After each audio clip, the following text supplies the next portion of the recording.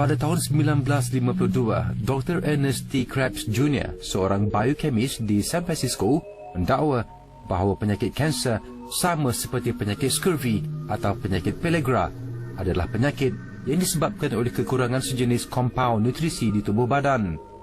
Beliau juga mendakwa kompaun ini adalah sebuah kompaun kimia berjenis nitrilocytes atau vitamin B17. Kompaun ini boleh diperolehi dengan banyaknya secara semula jadi di seluruh dunia pada lebih 1,200 jenis tumbuh-tumbuhan yang boleh dimakan. Konsentrasi nitrilocytes yang paling tinggi boleh didapati pada biji buah-buahan. Rumput-rumput dan tumbuh-tumbuhan seperti maize, sorghum, millet, cassava, linseed, almond pahit dan banyak lagi tumbuh-tumbuhan yang boleh dimakan tetapi disingkirkan oleh diet manusia moden. Dr. Krebs juga mendakwa bahawa sepanjang sejarah manusia, tiada sebarang perubatan alopatik atau manipulasi mesin moden terhadap tubuh badan manusia yang berjaya mengubati penyakit jenis kronik metabolik. Dalam semua kes penyakit kronik metabolik, penawar hanya boleh diperolehi secara peningkatan nutrisi diet. Dr. Krebs juga menyatakan bahawa dengan maklumat ini, pihak komuniti perubatan perlu membuat kajian yang lebih mendalam untuk mencari penawar dan kefahaman secara menyeluruh terhadap penyakit kanser.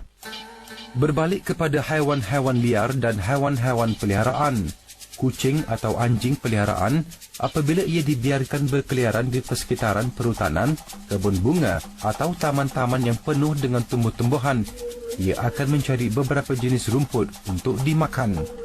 Terutamanya apabila haiwan tersebut sakit atau menghidapi penyakit secara semula jadi dan secara naluri haiwan yang diberikan oleh Tuhan yang Maha Berkuasa, haiwan ini dapat menyembuhkan dirinya tersendiri. Rumput-rumput atau tumbuh-tumbuhan yang dipilih oleh anjing atau kucing ini mengandungi kompaun nitrilocytes atau vitamin B17 yang tinggi. Monyet yang dipelihara di dalam sebuah zoo akan mengupaskan bahagian kulit dan isi buah aprikot dan memakan bijinya terlebih dahulu. Perbuatan sebegini secara naluri haiwan maupun jikalau monyet tersebut tidak pernah melihat buah aprikot. Biji buah aprikot tinggi dengan vitamin B17. Beruang liar juga memakan tumbuh-tumbuhan dan buah-buahan yang mempunyai kompaun nitrilocytes atau vitamin B17 yang tinggi. Dan apabila haiwan ini memburu haiwan lain yang lebih kecil, seperti arnab, beruang tidak akan memakan bahagian otot-otot yang berisi. Sebaliknya, ia akan memakan bahagian limpa yang penuh dengan nitrilocytes atau vitamin B17. Pada tahun 70-an, sebuah zoo di San Diego, 5 beruang dalam jangka masa 6 tahun mati disebabkan penyakit kanser. Diet beruang pada masa itu kaya dengan berbagai jenis zat galian dan mineral, malah kompaun nitrilocytes atau vitamin B17 langsung tiada. Dengan peristiwa ini, para saintis haiwan mula mencari punca penyakit kanser dengan mengkaji beruang yang masih terdapat di persekitaran perhutanan. Beratus-ratus beruang dan haiwan-haiwan lain yang liar dikaji. Penyakit kanser tidak dijumpai. Saintis mula mempercayai bahawa apabila haiwan ini ditangkap dan dipaksa memakan makanan yang diberikan oleh kaum manusia, haiwan ini turut akan mengidap penyakit kanser. Maknanya, makanan manusia mungkin beracun, bernutrisi rendah atau mungkin tidak mempunyai sejenis zat galian yang belum diketahui oleh pihak saintis. Jikalau anda melihat atas rak-rak di pasar raya, kebanyakan daripada makanan-makanan yang dijual kaya dengan karbohidrat, kaya dengan berbagai zat galian dan vitamin. Ada sesetengah makanan yang dijual kaya dengan pewarna, bahan pengawet dan bahan kimia. Ada sesetengah syarikat penghilangan makanan yang juga menjual makanan sintetik untuk mengawal berat badan atau diet food. Millet pada suatu masa dahulu adalah makanan utama orang-orang barat yang mempunyai kadar kompaun nitrilocyte yang tinggi. Sekarang, millet digantikan oleh gandum yang tidak mempunyai sebarang khasiat vitamin tetapi tinggi dengan karbohidrat. Tebu jenis sorghum cane digantikan dengan tebu jenis sugar cane. Keputusannya sama, tiada kesan vitamin B17. Lembu ternakan juga diberi makanan rumput yang tidak mempunyai nitrilocyte. rumput jenis ini adalah murah dan tumbuh dengan pantas. Ada juga sesetengah penternak lembu yang memberi rumput yang dicampurkan dengan kertas untuk menggemukkan lembu dengan cepat untuk dipasarkan. Secara keseluruhan, dalam lingkungan 50 tahun, kadar makanan yang mengandungi vitamin B17 berkurangan, manakala kadar penyakit kanser terus meningkat. Dengan statistik ini, 1 daripada 4 orang di Amerika akan menghidap penyakit kanser. Di sekitar banjaran pegunungan di Pakistan, puak Hunza mempunyai rekod riwayat kehidupan yang tinggi. Kebanyakan daripada mereka hidup sehingga 120 tahun. Makanan utama puak Hunza ini adalah biji-bijiran dan aprikot tinggi dengan vitamin B17 atau nitrilocytes. Kajian oleh pihak saintis dijalankan terhadap puak Hunza ini dan mereka semua memiliki kesihatan tubuh badan yang tinggi. Pihak saintis turut terkagum apabila puak Hunza tidak pernah mendengar mengenai penyakit kanser atau tiada seorang pun sejak beribu-ribu tahun diserang penyakit kanser. Hari ini pihak saintis mula sedar bahawa puak Hunza mempunyai diet nutrisi nitroliside 200 kali lebih tinggi dari purata diet orang Amerika maupun di Malaysia. Selain daripada puak Hunza, orang Eskimo turut mempunyai sejarah kesihatan yang tinggi. Ini adalah disebabkan oleh diet mereka yang utamanya daging karibau yang tinggi dengan nitrilocyte. Mereka juga makan buah beri yang boleh tumbuh di kawasan Arktik. Buah beri liar rasanya pahit dan mengandungi vitamin B17 yang tinggi. Malah apabila orang Eskimo meninggalkan kawasan Arktik serta cara kehidupan tradisional mereka dan hidup secara moden dan memakan makanan yang disertakan di bandaraya moden, mereka turut akan diserang penyakit kanser. Selain daripada puak Hunza dan orang Eskimo, kaum Red Indian Amerika yang bernama Hopi dan Navajo, puak Abkhasian di Timur Barat, kebanyakan orang asli di kawasan Kongo di Afrika, orang asli di Amazon, Brazil, maupun di Malaysia, orang Ulu dan Dayak dari Sarawak, semua dikatakan mempunyai kesihatan tubuh badan yang tinggi dan riwayat kehidupan yang lama. Semua mempunyai diet pemakanan nitroliside atau B17 yang tinggi. Ada terdapat sesetengah pihak saintis yang mencabar kajian ini. Mereka menyatakan bahawa puak Hunza, orang Eskimo, kaum Red Indian tidak mempunyai cara kehidupan yang tertekan seperti yang terdapat di bandaraya moden. Mereka tidak mempunyai kehidupan persekitaran yang penuh dengan pencemaran udara, pencemaran air, tabiat merokok, masalah kewangan, alkohol, makanan yang kurang berkhasiat dan tekanan waktu kerja serta kesesakan jalan raya. Ini memang tidak dinafikan. Cara kehidupan, diet dan pencemaran boleh membawa penyakit.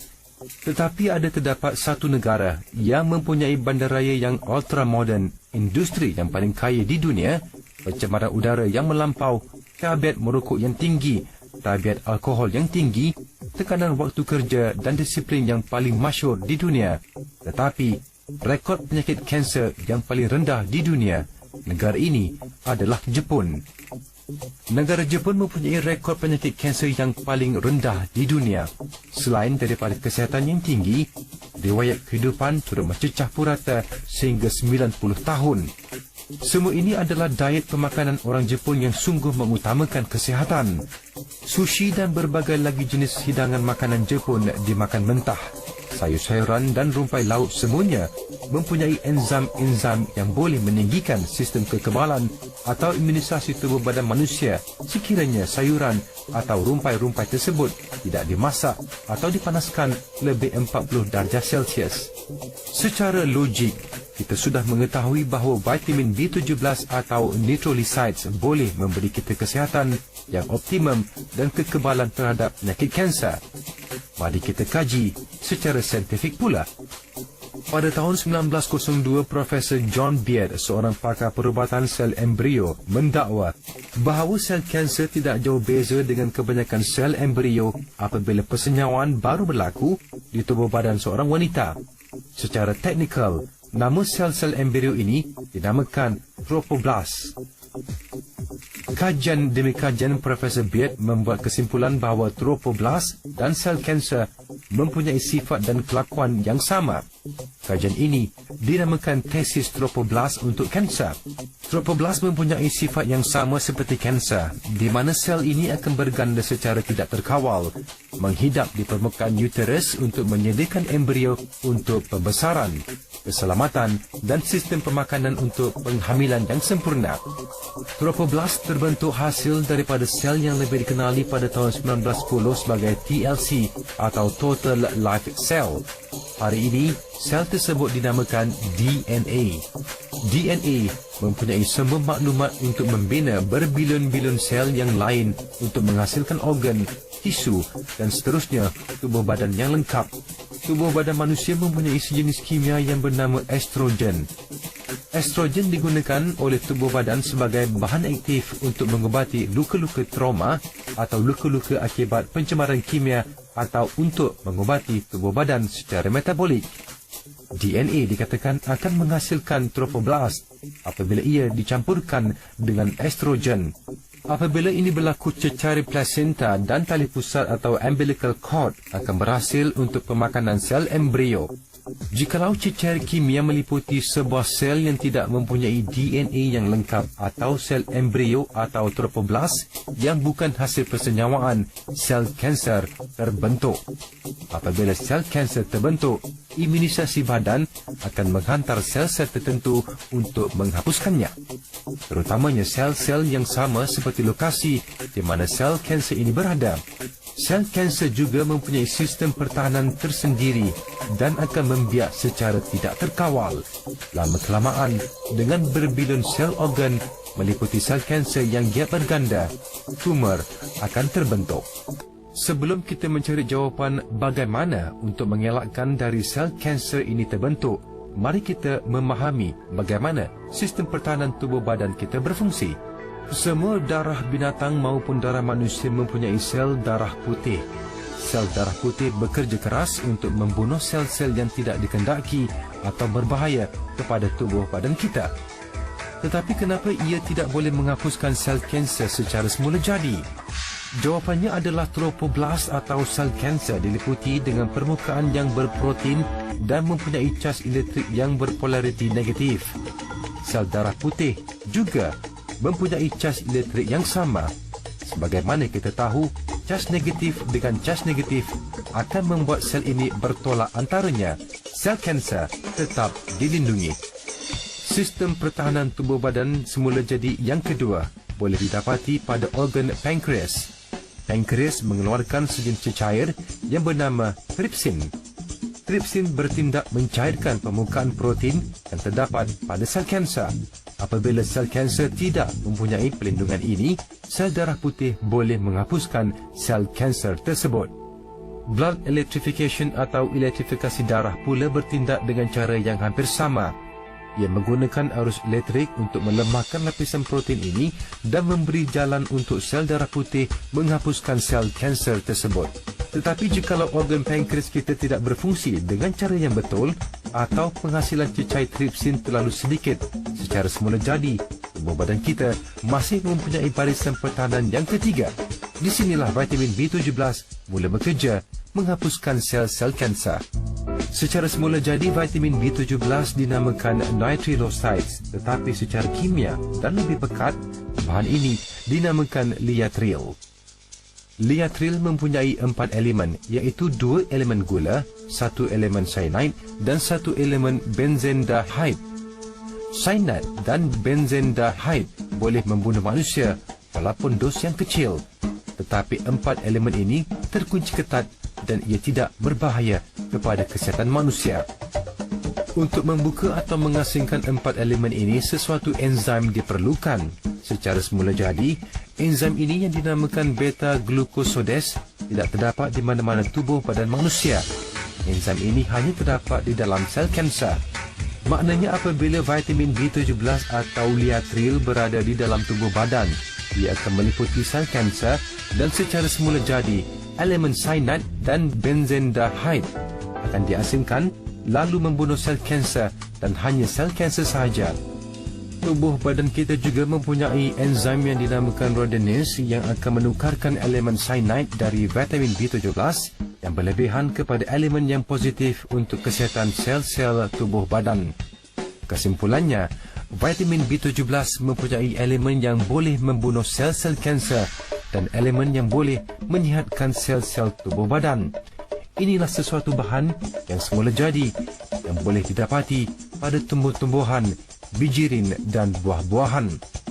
Tetapi oleh kerana ia adalah bahan yang semula jadi, pihak farmaseutical dan ahli perubatan tidak boleh dihak-miliki atau dikawal. Harga perubatan tidak boleh mencecah sehingga beratus-ratus ringgit, dan jikalau semua insan di dunia ini sihat dan tidak berpenyakit, terutamanya penyakit kanser, hospital-hospital, pusat perubatan, industri-industri perubatan akan muflis. Kesudahan kajian halal bio tentang kanser akan bersambung pada episod yang akan datang. Kajian berterusan tentang vitamin B17 atau liatril serta penghapusan sel kanser di tubuh badan anda.